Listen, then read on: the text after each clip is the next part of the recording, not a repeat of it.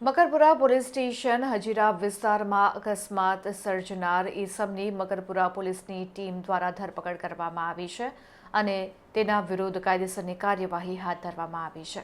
Makarpura police station વિસ્તારમાં હજીરા પાસે અકસ્માત કરનાર ઈસમને વિરુદ્ધમાં મકરપુરા પોલીસની ટીમ દ્વારા તાત્કાલિક કાર્યવાહી હાથ ધરવામાં આવી છે।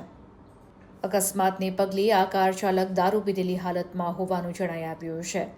તેમજ 4 વ્હીલ કારમાં તપાસ કરતા એક પ્લાસ્ટિકની બોટલમાં દેશી દારૂ મળી આવ્યો હોય, જેથી આરોપીને પકડી તેના વિરુદ્ધમાં પ્રોહિબિશન તેમજ મુદ્દામાલનો કબજાનો ગુનો નોંધીને તાત્કાલિક કાયદેસરની કાર્યવાહી હાથ ધરવામાં આવી છે।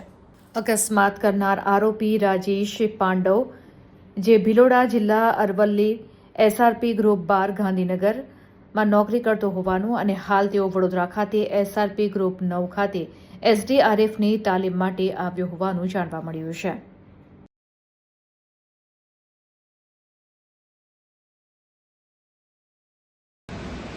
આજરોજ મકરપુરા પોલીસ સ્ટેશન વિસ્તારમાં બરોડા ડેરીથી પ્રતાપનગર તરફ જવાના રોડ પર એક અકસ્માતનો બનાવ બનેલો, જેમાં વાહન ચાલક પોલીસ કર્મચારી છે। આ પોલીસ કર્મચારીએ નશાની હાલતમાં ગફલતભરી રીતે વાહન ચલાવીને કેટલાક લોકોને ઈજા પહોંચાડેલી છે અને એ બાબતે મકરપુરા પોલીસ સ્ટેશનમાં અકસ્માતનો ગુનો નોંધવામાં આવેલો છે। આજે વાહન ચાલક પોલીસ કર્મી છે, એનું નામ છે રાજેશભાઈ ધનજીભાઈ પાંડવ અને તેઓ SRP ગ્રુપ 12 ગાંધીનગર ખાતે નોકરી કરે છે અને SRP ગ્રુપ 9 ખાતે એક તાલીમમાં વડોદરા ખાતે આવેલા હતા અને આ અકસ્માત બાદ પોલીસ દ્વારા એમનું વાહન ચેક કરતા એમના વાહનમાંથી એક દેશી દારૂની બોટલ પણ મળી આવેલી।